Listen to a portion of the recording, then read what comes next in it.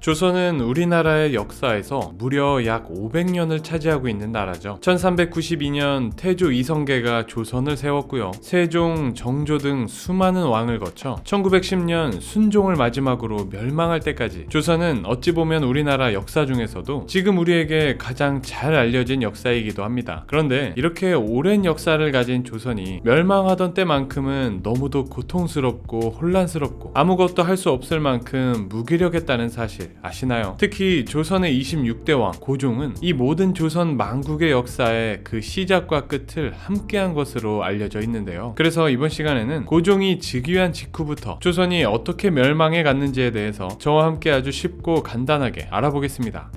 1863년 갑자기 세상을 떠난 25대 왕 철종의 뒤를 이어 고종이 겨우 12살의 나이로 조선의 26대 왕으로 즉위합니다. 하지만 즉위 당시 고종은 너무 어렸기 때문에 그의 아버지가 어린 왕을 대신해 정권을 잡고 나라를 통치하는 섭정을 시작하게 되는데 그 아버지가 바로 흥선대원군이었습니다. 이렇게 국가 권력을 장악하게 된 흥선대원군은 섭정 시작과 동시에 가장 먼저 시작한 것이 있어요. 바로 당시 세도 정치로 나라의 최대 권력을 자랑하던 안동 김씨 가문을 손보고 추락한 왕권을 다시 세우는 것이었습니다. 당시 안동 김씨는 남자를 여자로 바꾸는 것 빼고는 모든 것이 가능하다는 말이 있을 정도로 조선 후기 막강한 권력을 자랑했었거든요. 왕은 그저 허수아비에 불과할 정도였죠. 이에 따라 대원군은 안동 김씨를 잡기 위해 여러 가지 정책을 시행합니다. 먼저 세도 정치의 온상이 되어 국정을 쥐락펴락하던 국가기관인 비변사를 폐지해버리고요. 당파를 초월하여 다양한 인재를 골고루 등용하기 시작합니다. 또한 사실상 세금 면제 대상이었던 양반에게도 세금을 걷는 호포제도 실시하고요. 붕당 대립에 근거지면서 운영 경비가 많이 들어가던 서원도 600개나 철폐해버립니다. 사실상 안동 김씨와 같은 양반들의 기득권을 보장해주던 근간을 뿌리채 뽑아버린 셈이죠. 게다가 대원군은 왕실의 위상을 드높이기 위해 임진왜란 때 소실된 이후 방치되었던 경복궁을 중건하기 시작했습니다. 그리고 이 조치는 백성들의 원망을 사기도 했는데요. 경복궁 복구 작업에 수많은 백성이 투입된 것도 문제였지만 중건 작업에 필요한 막대한 자금을 마련하기 위해서 당시 유통되던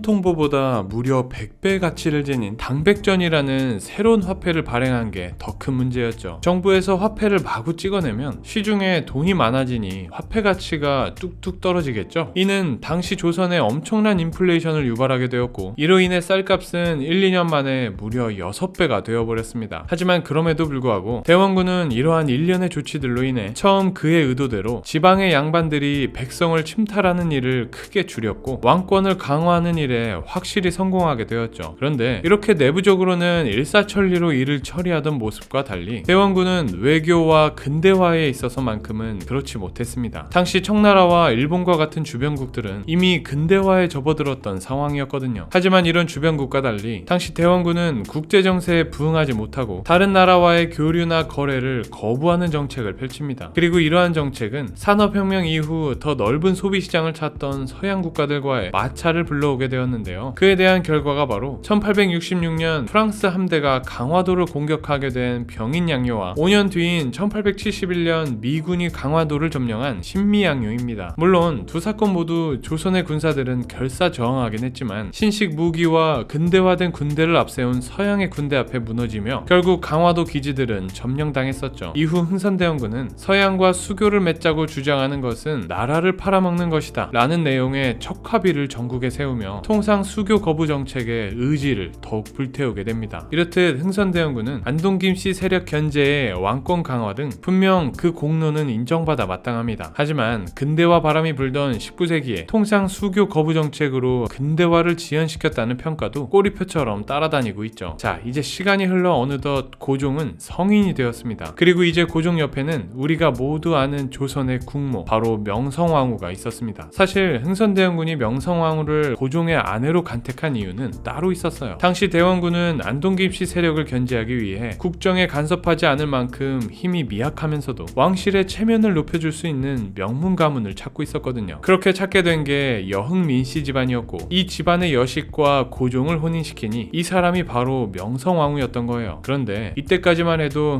흥선대원군은 명성왕후가 훗날 자신의 정적이 될 거라고는 생각조차 하지 못했습니다. 당시 명성왕후는 자신과 정치적 의견이 다르면서도 남편인 고종을 계속 쥐락펴락하는 흥선대원군과의 마찰이 엄청났다고 해요. 게다가 그때 고종은 아버지의 그늘에서 벗어나 자신이 직접 나라를 이끌어가길 원했거든요. 이에 고종과 명성왕후는 대원군을 끌어내리기 위한 공세를 펼치기 시작했고, 이러한 공세에 못 내긴 흥선대원군은 1873년 결국 경기도 양주에 있던 별채로 거처를 옮기게 되면서 10년에 걸친 긴 섭정 기간을 끝내게 됩니다. 이후 고종은 직접 통치를 시작했고요. 주요 정부 요직은 대원군과의 대결 구도에서 승리한 명성왕후의 집안 사람들이 꿰차게 됩니다. 이렇게 고종의 친정이 시작된 이후 조선은 그야말로 사건 사고의 연속이었습니다. 가장 먼저 살펴볼 건 1876년 일본과 체결한 조일수호 조규 또는 강화도 조약이라고 부르는 조약입니다. 겉보기에 이 조약은 조선과 일본이 서로 물건을 사고 팔기 위해 맺은 통상조약이에요. 이 조약으로 조선은 최초로 개항하며 전세계 무대에 등장하게 되었는데요. 그런데 이 조약은 훗날 불평등 조약이자 일본 식민주의적 침략의 시발점이 되었다고 평가받고 있습니다. 그 이유가 사실 조약 체결 전부터 일본에 꼼수가 있었거든요. 조약 체결 1년 전인 1875년 일찍이 근대화에 접어든 일본은 강화도 앞바다에 운요호라는 군함을 보냅니다. 그리고 이렇게 갑자기 나타난 운요호가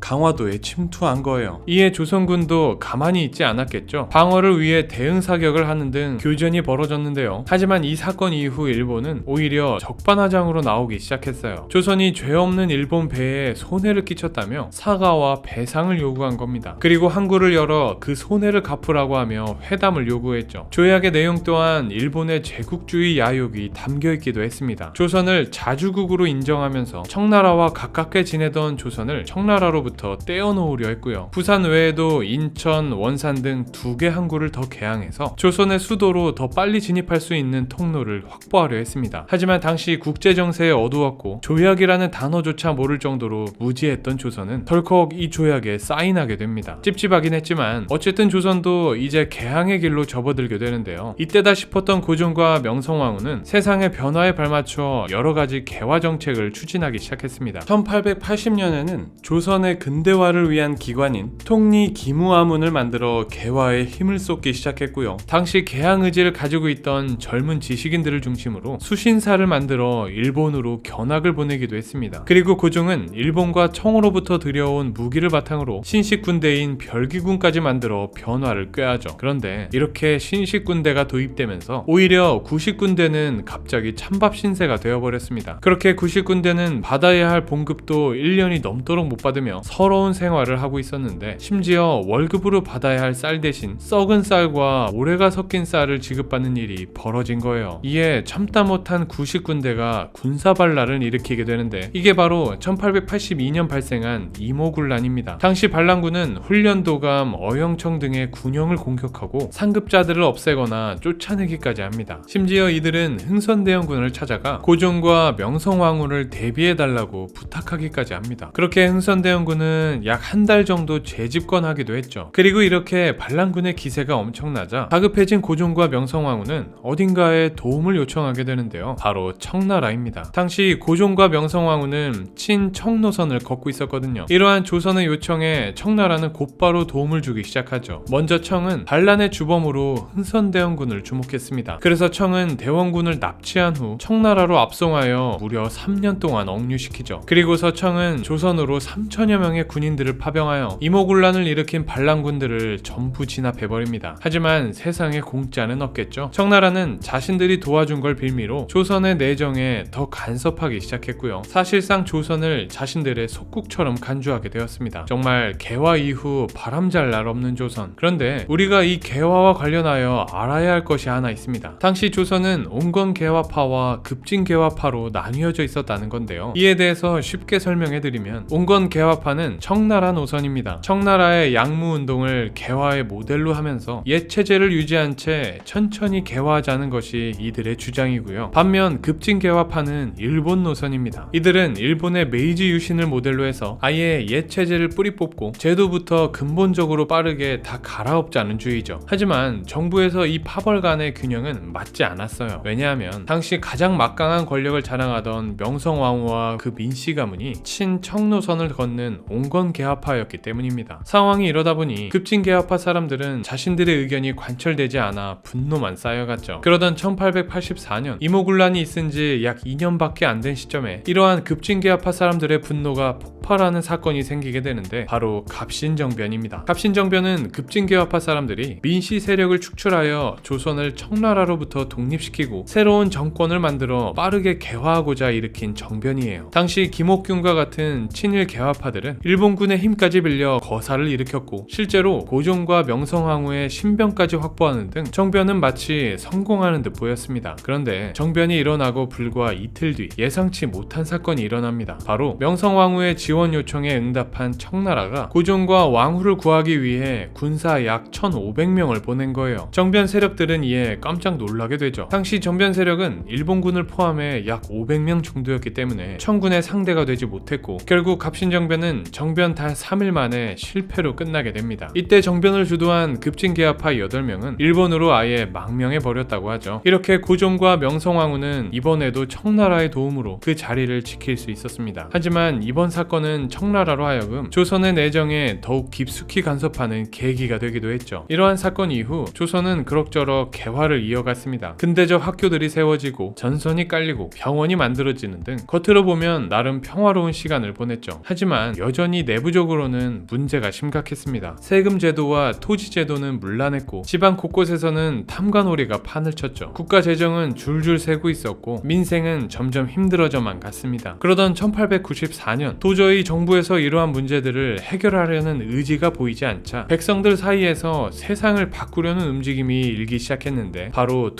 동학농민운동입니다. 이 운동은 당시 녹두장군이라고 불리던 전봉준을 중심으로 8천여 명의 동학교도와 백성들이 반외세 반봉건을 외치며 봉기한 사건이에요. 전라도 정읍에서 시작된 이 운동으로 농민군은 전라도 곳곳을 장악하기 시작했고 전라도 최고 도시였던 전주까지 장악하게 됩니다. 이러한 농민군의 기세에 놀란 조선 정부는 이러다 농민군이 궁궐까지 쳐들어올까 두려워지기 시작했습니다. 그래서 이번에도 고종과 명성황후는 습관적으로 외부의 힘을 빌리게 되는데 역시 청나라였습니다. 그래서 조선의 지원 요청을 받은 청나라는 이번에도 농민군을 진압하기 위해 파병을 결정하죠. 그런데 이번엔 청나라만 들어온 게 아니었습니다. 조선이 전혀 지원 요청을 하지 않은 일본군도 조선에 청나라와 같이 들어오게 되는데요. 알고 보니 일전에 일어난 갑신정변 이후에 청나라와 일본은 조약을 하나 맺었거든요. 어느 한쪽이 파병하게 될 경우 상대 국가에 꼭 알려준다는 내용의 조약으로 이 조약이 바로 텐진 조약입니다. 당시 제국주의 야욕에 젖어있던 일본은 이때다 싶었겠죠. 이렇게 청나라와 일본 두 나라의 군사적 개입을 비롯한 정부의 강경한 진압으로 인해 결국 농민군들은 강제 해산당하게 됩니다. 그런데 이제 사건도 금방 종료되었겠다. 조선에서 다들 떠나줬으면 좋겠는데 일본군들이 떠나질 않아요. 오히려 군사들을 추가로 더 보내기까지 합니다. 애초에 큰 그림을 가지고 조선에 들어온 일본은 전혀 돌아갈 생각이 없었죠. 여기서 그치지 않고 일본은 그대로 한양까지 진격하는데요. 그렇게 1894년 6월 완전 무장한 일본의 군사들이 경복궁까지 장악해버립니다. 이후 일본군은 고종과 명성황후를 유폐시키고 고종으로부터 조선과 청나라와의 관계를 끊어버리는 내용의 약속문서를 받아냅니다. 일본 입장에서는 일단 조선을 청나라로부터 떼어내야 자신들이 조금 더 수월하게 조선을 장악할 수 있었기 때문인데요. 이렇게 조선의 패권을 두고 경쟁하던 청나라와 일본은 결국 1894년 조선 땅에서 전쟁을 벌이게 됩니다. 청일전쟁이 시작된 거예요. 그런데 청나라가 우세할 거라는 모두의 예상과는 달리 일본의 기세는 엄청났습니다. 당시 국가 예산의 20% 이상을 국방비에 사용했고 서양의 군사장비까지 수입하며 힘을 기른 일본의 군사력은 엄청났죠. 결국 일본은 막강한 군사력을 바탕으로 약 9개월간의 전쟁 끝에 청나라로부터 승리를 가져오게 됩니다. 그렇게 전쟁에서 승리한 일본은 패전국 청나라와 조약을 체결하는데요. 이 조약이 바로 청일 강화조약, 시모노세키 조약입니다. 이 조약으로 일본은 청나라로부터 막대한 전쟁 배상금뿐만 아니라 요동반도까지 받아냈고요. 청나라로부터 한반도에 대한 완전한 우위까지 획득하게 됩니다. 일본은 이제 청나라를 넘어 동아시아의 새로운 패권국으로 자리 잡게 된 거예요. 이 조약 이후 이제 조선에서는 일본의 영향력이 더욱 막강해졌고요. 그들의 내정 간섭은 더욱 심해지게 되었습니다. 그런데 이 지역에는 일본이 아직 넘지 못한 거대한 산이 하나 있었어요. 바로 러시아입니다. 당시 러시아는 서양 최고 패권국 중 하나였거든요. 그런 상황에서 일본이 계속 위쪽으로 치고 올라오니까 러시아는 일본을 막고 압력을 가할 필요가 있었습니다. 이에 러시아는 프랑스, 독일과 같은 다른 서구 열강들과 함께 일본을 압박하는데요. 러시아는 이런저런 명분을 대며 일본이 청나라로부터 차지한 요동반도를 반환할 것을 요구합니다. 서구 열강들이 강하게 나오니까 아무리 일본이라고 별 수 없겠죠. 일본은 요동반도를 바로 반납할 수밖에 없었습니다. 그런데 이렇게 러시아에 의해 일본의 기세가 꺾이는 걸 옆에서 보고 전략에 변화가 생긴 나라가 있었어요. 바로 조선입니다. 러시아의 영향력을 본 고종과 명성황후는 이제 러시아를 끌어들여 일본을 견제하려는 시도를 보이죠. 그러자 자신들의 입지가 약해질까 두려웠던 일본은 정말 해서는 안 되는 극악무도한 일까지 벌이게 됩니다. 바로 1895년 일어난 을미사변이 그것인데요. 당시 경복궁에 담을 넘은 자객들이 조선의 국모인 명성황후를 시해하고 그 시신을 불태우기까지 한 거예요. 정말 충격적인 사건이 아닐 수 없는데 이 일 이후 고종에게 궁궐은 더 이상 안전한 장소가 아니었습니다. 일본의 감시는 더욱 심해졌을 뿐만 아니라 자신도 언제든 죽게 될 수도 있다는 공포감에 사로잡혔죠. 이에 고종은 을미사변 4개월 후인 1896년 2월 일본의 영향력이 닿지 않는 러시아 공사관으로 피신을 하게 되는데 이를 아관파천이라고 부릅니다. 고종 입장에서는 감시를 피하기 위한 최후의 수단이었죠. 이로써 일제 침략이 일시적으로 지연되긴 했지만 조선의 자주성과 국력은 크게 손상되고 맙니다. 그렇게 약 1년간의 러시아 공사관 생활을 마치고 고종은 1897년 10월 경운궁, 현재의 덕수궁으로 다시 황궁합니다. 그리고 고종은 황궁하자마자 조선은 중국과 동등한 자주국이니 자주 독립국답게 국가에 위신을 세워야겠다고 생각하게 돼요. 이에 고종은 나라의 이름을 조선에서 대한제국으로 바꿉니다. 그리고 고종의 호칭은 왕에서 황제로 격상되었고 이때 명성황후 또한 명성황후로 추존되었죠. 이외에도 고종은 광무개혁을 시행해서 철도, 은행, 전화를 도입하는 등 다양한 변화를 시도합니다. 하지만 근본적으로 대한제국은 자본과 기술이 부족했어요. 겉으로 보이는 변화를 시도한다고 해도 나라 전체 체제와 시스템을 바꿀 여력은 없었습니다. 그런데 이렇게 힘든 시기에 고종과 대한제국을 더 힘들게 만드는 일이 일어납니다. 바로 1904년 일본이 러일 전쟁에서 승리하며 그렇게 넘어서고자 했던 러시아로부터 승리를 쟁취한 거예요. 이제 아시아에서 일본을 막을 나라는 없었습니다. 고종 입장에서는 유일하게 의지하던 러시아까지 무너지자 망연자실할 수밖에 없었죠. 그리고 모두가 예상했듯 러시아가 조선에서 손을 떼면서 일본은 이제는 더 노골적으로 조선에 간섭하기 시작합니다. 결국 러일 전쟁 1년 뒤인 1905년 일본은 조선과 조선의 외교권을 박탈하는 을사늑약을 강제 체결하기에 이릅니다. 일반적으로 나라가 외교권을 잃었다는 말은 사실상 나라의 기능을 잃었다고 볼 수 있기 때문에 이 늑약이 대한제국에 주는 의미는 절망적이었습니다. 그럼에도 고종은 포기하지 않았습니다. 지푸라기라도 잡는 심정으로 고종은 이 을사늑약이 강제적으로 체결한 불합리한 조약이라고 국제사회에 알리고자 했습니다. 마침 당시 네덜란드 헤이그에서는 전세계 수상들이 모이는 만국 평화회의가 열릴 예정이었거든요. 이에 고종은 일본 모르게 이준, 이휘종, 이상설을 특사로 헤이그에 파견하여 늑약의 부당함을 폭로하고 국제사회에 도움을 요청하고자 했습니다. 하지만 안타깝게도 이 세 사람은 끝끝내 회의 참석이 거부되며 고종의 특사 파견은 결국 실패로 끝나게 됩니다. 이 사실을 알고 일본이 가만히 있었을까요? 아주 난리가 났겠죠. 외교권도 없는 대한제국이 해외에 특사까지 파견하려 했으니까요. 이에 당시 총리 대신이었던 이완용과 일본은 크게 분노하며 이를 빌미로 고종에게 폐위를 요구합니다. 저항하긴 했지만 이제 아무 힘도 남아있지 않던 고종은 1907년 결국 일본에 의해 강제 폐위되죠. 이렇게 고종이 폐위되고 고종과 명성황후 사이에서 나온 적장자였던 순종이 조선의 27대 왕으로 대한제국에서는 2대 황제로 즉위하게 됩니다. 하지만 온통 친일파와 일본의 인사들이 차지하고 있던 정부에서 순종은 그저 허수아비에 불과했습니다. 게다가 순종은 선천적으로 겁이 많고 소극적이었고 건강도 매우 좋지 않았다고 해요. 그랬기에 순종은 아무것도 할 수 없는 자신의 처지에 더욱 괴로워했다고 하는데요. 이후 조선의 내정을 장악한 일본인 관료들은 아예 조선의 군대를 해산해버리고요. 입법권, 경찰권, 사법권 등 조선의 주요 권한들마저 일본의 손아귀에 넘어가게 되면서 일본은 조선 장악의 속도를 더욱 높여갔습니다. 그러던 1910년 8월 29일 대한제국을 아예 일본에 귀속시키는 충격적인 내용이 내용의 문서가 순종의 눈앞에 놓여있게 됩니다. 이 문서의 이름은 한일 합병 조약서. 당시 총리 대신이었던 이완용은 합병의 불가피함을 주장하며 순종을 설득했는데요. 이에 조선의 마지막 왕이 될 수 없었던 순종은 끝까지 서명하지 않았다고 해요. 하지만 이완용은 조선의 국제회의 및 국제조약의 권한을 위임받은 전권위원으로서 이 조약에 대신 서명하게 됩니다. 결국 조선의 주권을 일본의 통째로 내어주게 되었고, 이날을 국가 치욕의 날이라 해서 경술국치라고 부르게 되었습니다. 이로써 1392년 태조 이성계가 세운 조선 왕조가 멸망하고 한반도는 일제강점기로 접어들게 됩니다.